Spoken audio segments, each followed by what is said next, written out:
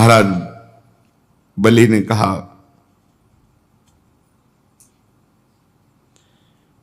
आराध्य देव, आपकी बड़ी पवित्र कीर्ति है, तो क्या आपने ये समझा कि मैं झूठ बोल रहा था कि तीसरा पग 3 पग पृथ्वी नहीं दे पाऊंगा?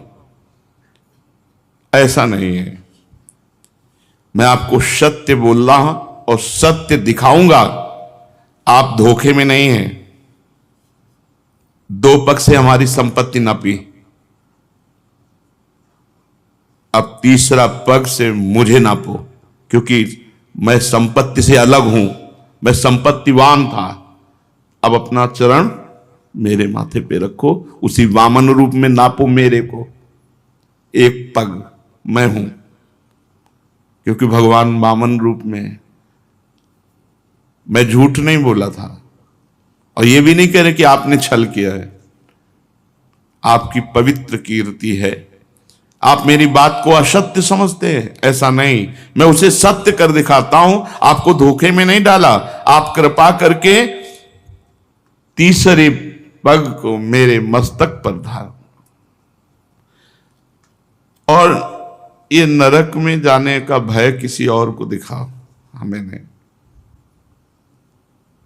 देखो, ये भक्त का हृदय होता है। आप मुस्कुरा रहे हो ना, मुझे दुख भरे पास में बांध करके, मुझे कोई दुख नहीं है इससे। आप ऐसा दिखा रहे हो ना कि मेरे पास अब फूटी कौड़ी भी नहीं बची है, गुरु भी विपरीत है, और आप भी मुझे दंड दे रहे हैं। इस पर मुझे बिल्कुल कोई भय नहीं है। मैं डरता हूं तो केवल इस बात से कि मुझसे कोई त्रुटि ना हो जाए, अपराध ना बन जाए। अपने पूजनीय गुरुजनों के द्वारा जो दंड दिया जाता है वो तो पावन करने वाला होता है, और मैं ऐसा दंड चाहता हूं, क्योंकि ऐसा दंड ना माता पिता भाई बंधु नहीं दे सकते, वो तो गुरुजन ही दे सकते हैं।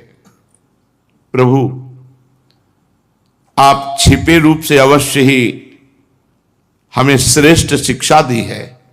आप हमारे परम गुरु हैं। जब कोई धन से मतवाला होता है, बल से मतवाला होता है, अहंकार से मतवाला होता है, तो आप उसे ठीक करते हैं, उसको ज्ञान नेत्र प्रदान करते हैं, उसके अहंकार का नाश करके। ये परम उपकार है नाथ। मैं कैसे बताऊं कि आप कितना उपकार हमारे ऊपर किए। अनन्य भाव से योग करने वाले योगी गण जो सिद्धि प्राप्त नहीं कर पाए, वो सिद्धि मुझे प्राप्त हुई। मुझे ये धमकी मत दो कि नरक। ऐसी महिमा आपकी, ऐसी लीला आपकी, वो आप मुझे दंड दे रहे हैं, वरुण पास से बांध रहे हैं। प्रभु, इसमें ना मुझे कोई लज्जा है, ना मुझे कोई व्यथा है, ना मुझे कोई दुख है। फिर कहता हूं, मैं प्रहलाद जी का पौत्र हूं।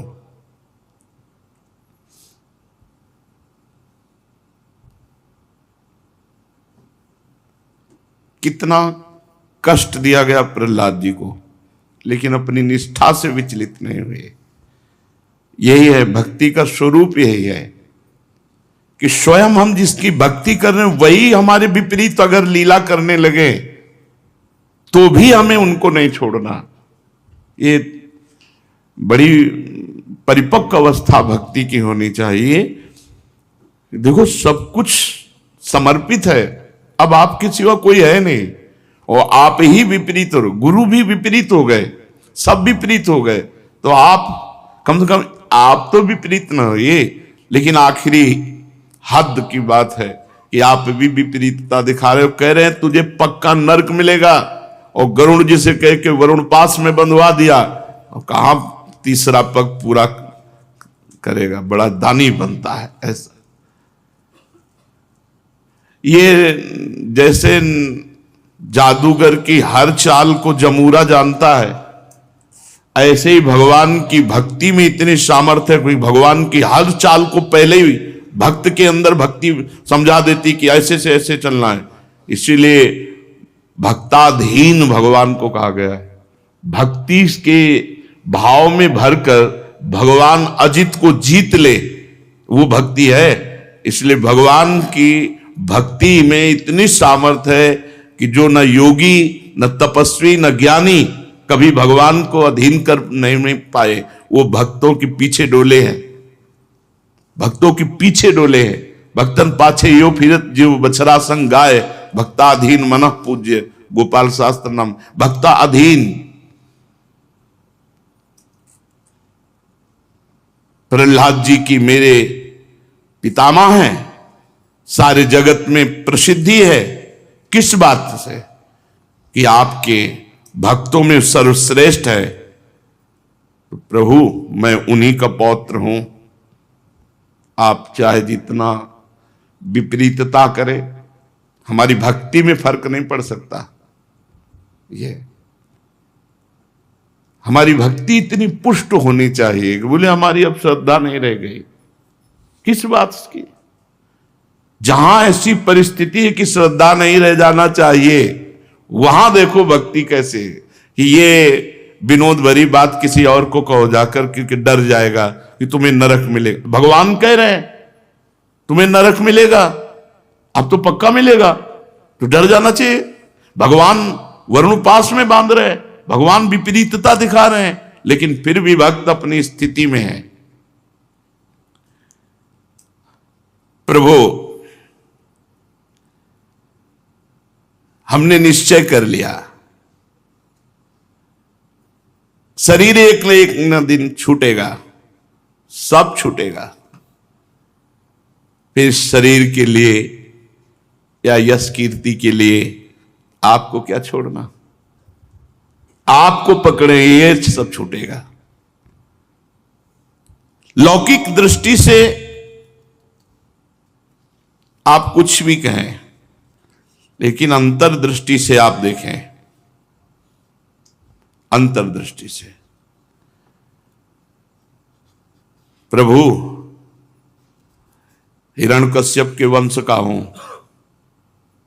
तो आप बाह्य दृष्टि से तो हमारे साथ शत्रुता का व्यवहार दिखा सकते हो, अंतर्दृष्टि से नहीं। दोनों बातें सामने रखते हैं। प्रहलाद जी का पौत्र हूं, मतलब भक्ति की कसौटी में आप कितना भी कस लो, हमें फेल नहीं कर सकते। और ये जो बाहर लीला कर रहे हो गलत है नहीं, क्योंकि हिरण्यकश्यप हमारे ही पितर है, तो आपसे द्रोह करते थे, तो आप द्रोह की लीला हमसे करोगे, कर लो। पर अंतर्दृष्टि से देखो आप, बलि ऐसा बोल ही रहे थे, मुख में भगवान नाम, आंखों में अश्रु, प्रहलाद जी पधारे। राजा बलि ने देखा कि मेरे पितामह बड़े तेज संपन्न और मुस्कुरा रहे हैं, कमल के समान कोमल नेत्रों से अश्रुबिंद टपक रहे हैं। वरुण पास में बलि बंधे हुए, इसलिए जैसा प्रहलाद जी के आने पर आदर करते थे वैसा नहीं कर पाए, केवल नेत्रों से। प्रहलाद जी ने देखा भक्तवत्सल भगवान वहां विराजमान है, सुनंद नंदादि पार्षद सेवा कर रहे हैं। प्रहलाद जी तो वैसे ही पुलकित सुप्रवाह, लेकिन जब देखा कि बलि जी पर इतनी कृपा, तो साष्टांग भगवान के चरणों में लौट गए। प्रहलाद जी ने कहा, प्रभु आपने ही बलि को ऐश्वर्यपूर्ण इंद्र पद दिया था, और आपने ही ले लिया, तो आपका लेना सुंदर और आपका देना भी सुंदर था। मैं समझ रहा हूं मेरे ऊपर बड़ी अपार कृपा की है, और उसी कृपा का फल बलि को प्राप्त हुआ, क्योंकि आपने आत्मा को मोहित करने वाली राज्य लक्ष्मी से अलग कर दिया। ये विशेष कृपा आपकी है, देखो, भक्त हर स्थिति में कृपा का दर्शन करता है। यया हि विद्वानमपि मुह्यते यतस्तत्को विचष्टे गतिमात्मनो यथा तस्मै नमस्ते जगदीश्वराय वै नारायणाखिल लोक साक्षिणे। ये लक्ष्मी बड़े बड़े विद्वानों को भी मोहित कर लेती है और आपसे विमुख कर देती है। भला इस लक्ष्मी के रहते हुए वास्तविक ठीक ठीक तत्व से आपको कौन जान सकता है? आपने लक्ष्मी छीनकर महान उपकार किया। हे समस्त जगत के महान ईश्वर, सबके हृदय में विराजमान, सबके परम साक्षी भगवान श्री हरि, मैं आपको नमस्कार करता हूं। प्रहलाद जी नमस्कार करके अंजलि बांधकर खड़े, उनके सामने भगवान वामन जी। इतने में राजा बलि की परम साध्वी पत्नी विंध्यावली अपने पति को बंधा देखकर भगवान के चरणों में प्रणाम किया। हाथ जोड़ करके मुंह नीचा करके भगवान से बोली, प्रभु आप अपनी क्रीड़ा के लिए संपूर्ण जगत की रचना करते हैं। वो कुबुद्धि है जो अपने को इसका स्वामी मानते हैं। स्वामी तो आप ही है, एक से एक भक्त है, पूरा परिकर महान भागवत है। विंध्यावली जी भगवान के चरणों में प्रणाम किया और कहा, वो कुबुद्धि है जो अपने को इस जगत का स्वामी मानते हैं। ये जगत तो आपने अपनी क्रीड़ा के लिए रचा है, इसके स्वामी तो आप हैं। जब आप ही इसके करता है, भरता है, संघरता है, तब आपकी माया से मोहित होकर अपने को झूठ मूठ स्वामी मानने वाला निर्लज्ज आपको क्या अर्पण करेगा? क्योंकि आप ही स्वामी इसके।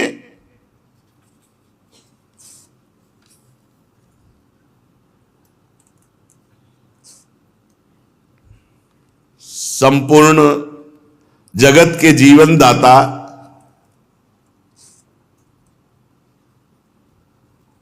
ये आपको क्या अर्पण है? ये तो निर्लज्ज है। अपने पति के पक्ष में नहीं बोला, जगत पति के पक्ष में बोला विंध्यावली जी ने।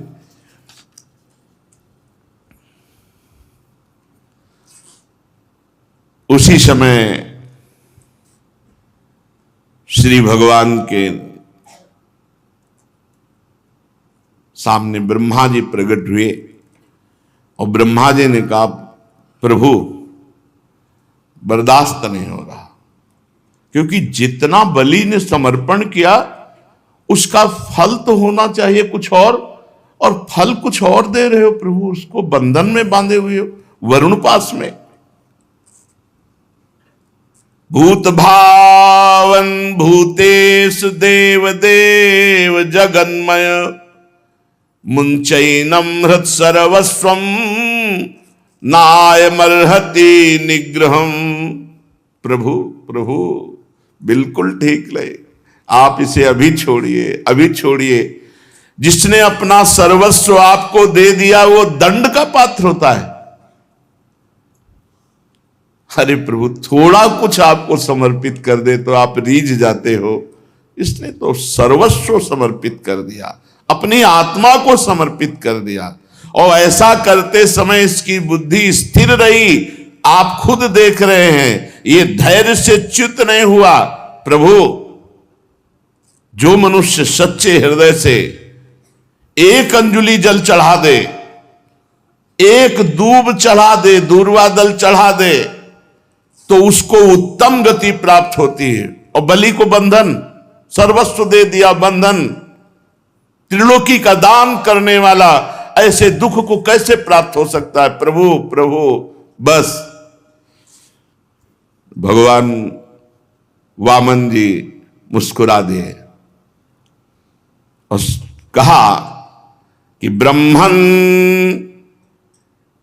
यमनुग्रहणामि तद्दिशो विधुनों में हम, बहुत ये कठिन है सुन करके आनंदित होना। यन्मदः पुरुषः स्तब्धो लोकम माम चाव मन्यते। ब्रह्मा जी, मैं जिस पर कृपा करता हूं तो ऐसा ही करता हूं।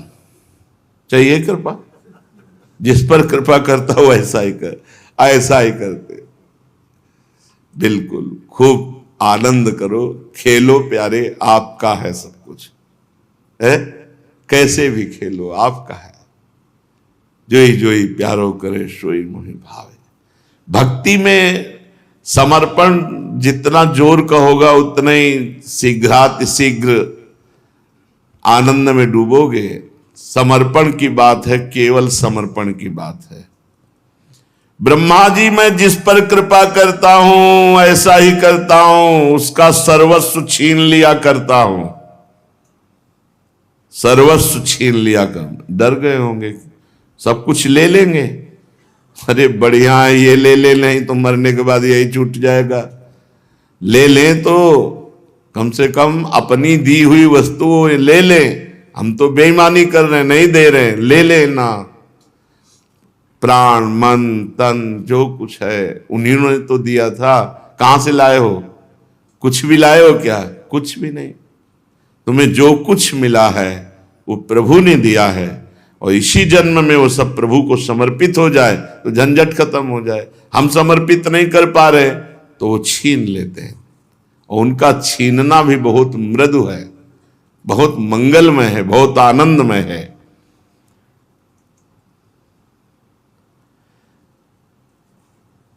क्योंकि जब धन बढ़ता है तो उसमें उन्माद आता है, धन का अहंकार आता है, और वो मेरे भक्तों का और मेरा तिरस्कार करता है, और वो दुर्गति को प्राप्त होता है।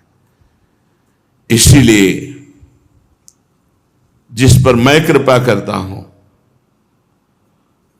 तो दो प्रकार से कृपा होती। एक होती अहंकार का नाश कर देना, तो सर्वनाश हो जाता है। सर्वनाश करने वाला यह अहंकार ही है। अहंकार का नाश मतलब सर्वनाश। ये मरा, सब ठीक हो गया। अब अगर देखा कि अहंकार ऐसे नष्ट नहीं होगा, तो फिर जिसका अहंकार है वो सब हटा देते हैं। ये कृपा करते हैं, विशुद्ध कृपा करते हैं, और ये जल्दी कृपा नहीं करते, ऐसी किसी विशेष महान भागवत पर कृपा करते हैं। प्रार्थना करना चाहिए कि प्रभु हमारा भी नंबर इस कृपा में लगा लो। खेलो ना, विनाश का खेल खेलो, आपकी वस्तु है, आप खेलो। जिस पर विशुद्ध कृपा होती, बस ये है कि बड़ा कठिन है झेल पाना। अगर सत्संग सुन करके पुष्ट हो गए हो तो हो जाएगा। पूज्य उड़िया बाबा के आश्रम में वो संत भगवान रहते थे, परिक्रमा में प्रायः मिला करते थे। तो मिले, उनका वृंदावन में साधु सेवा बहुत फलीभूत होती, बहुत लाभ प्रदान करती। संत सेवा, संतों को भोजन पवाना, संतों को वस्त्र, ये सेवा बहुत उनका अच्छा, बड़ी कृपा। जैसे पूज्य श्री सुदामा कुटी के महंत जी आए थे, उनका संत सेवा का तुरंत फल मिलता है, तुरंत फल मिलता है। और सब साधनाओं का तो बाद में, संत सेवा का तो बड़ी महिमा। तो वो अपने आप सुनाने लगे कि एक दिल्ली के कई फैक्ट्रियां थी, बड़े आदमी थे, तो वो यहीं वृंदावन में किन्हीं संत से कहा कि हम तो विषयी जीव हैं, संसार में हैं, हमारा उद्धार कैसे हो सकता है? तो उनका, तुम्हारे पास धन है, महीने 15 दिन में आ जाया करो वृंदावन, एक बार साधु सेवा की और चले गए। बोले इससे उद्धार हो जाए? पक्का उद्धार हो जाएगा। तो उनके लिए 1-2 लाख रुपया महीना में खर्चा करना कोई बड़ी बात नहीं थी। अब तो जब वो 2-4 वर्ष पवाए तो और आनंद बढ़ने लगा। फिर धीरे धीरे यहां भी पवाना और दिल्ली भी ले जाना, और अच्छे से भेंट और व्यवस्था सब करते, तो संत भगवान तो श्रद्धा के भूखे, उनकी श्रद्धा के कारण दिल्ली भी जाने लगे। तो बसें खड़ी थी यही रमण रेती में, तो एक संत भगवान कभी वृंदावन से बाहर नहीं जाते थे, बैठ गए। तो कई संतों ने टोका, महाराज ये बरसाने नहीं जा रही है, ये दिल्ली जा रही है, वहां भगत भंडारा कर रहा है। कुछ नहीं, बैठे रहे। वहां गए तो सबने बताया कि तुम्हारे आज संत सेवा के भाग्य खुल गए, क्योंकि ये किसी के यहाँ भंडारे नहीं जाते, और तुमने बुलाया भी नहीं, अपने आप ही बस में चढ़ के आ गए। भगवान तुम्हारे ऊपर विशुद्ध कृपा किए, समझो। ऐसे संत जो आए वो प्रसाद पाए। सेठ की बहुत महत्व बुद्धि हुई संतों के कहने से। बाद में कहा, महाराज हम पर भी कृपा करो। तो उनका वृंदावन लेने आए, चलो वृंदावन। तो उनका वृंदावन तो जाते ही रहते हैं, कुछ नहीं बोले, दोबारा कुछ नहीं बोले। बसें आई, हाथ छूटी। शाम के एक ही लड़का था, गाड़ी से एक्सीडेंट हुआ और वो राधे श्याम। अब तो सर्वनाश, क्योंकि पूरा सब वैभव का वही, और लड़का गया। धीरे धीरे उदासीनता बढ़ी, सब बेच डाला, सब बेच करके गौ सेवा और अलग अलग ट्रस्टों में सब दान कर दिया। वृंदावन आकर पति पत्नी बसे। तब उनको याद आया कि संत गए थे, कह रहे थे हम लेने आए, चलो वृंदावन। और वृंदावन की रज में उन्होंने शरीर छोड़ा। ये सर्वनाश का खेल होता है, जिस पर भगवान की विशुद्ध कृपा होती है। डरना मत।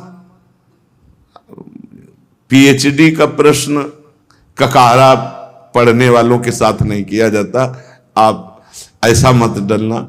मूरध्वज के चरित्र में पढ़ के देखो, आरा चलवाया, भगवान की विशुद्ध भक्तों की लीला, जिस पर विशुद्ध कृपा करते हैं। ब्रह्मा जी, मैं जिस पर कृपा करता हूं उसका सब कुछ छीन लेता हूं। अरे ये कोई भयावह वाली बात है, सब कुछ छीन लेते हैं। आप अपनी हर कीमती वस्तु लॉकर में रखते हो कि नहीं? बैंक में, सरकारी बैंक में। क्यों? क्योंकि सुरक्षित होती।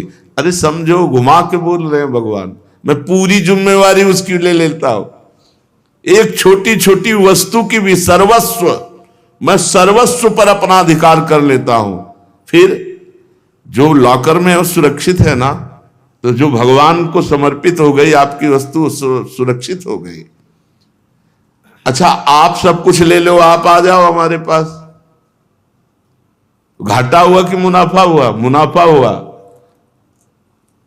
एक आदमी पारसमणि के स्पर्श से किया हुआ सोना लेके चला गया, और एक आदमी पारसमणि मिली, तो महान कौन हुआ? जो पारसमणि, क्योंकि जितना चाहे सोना बना ले। तो जगत बनाने वाला हमारे पक्ष में आ गया, और जगत की माया की कुछ चंद वस्तुएं जो हमारे हिस्से में थी वो उसने ले ली, तो हम घाटे में हुए क्या? अरे भाई डरो मत, नहीं तो सर्वनाश शब्द सुन के डर जाते हैं कि फिर भक्ति कम करो।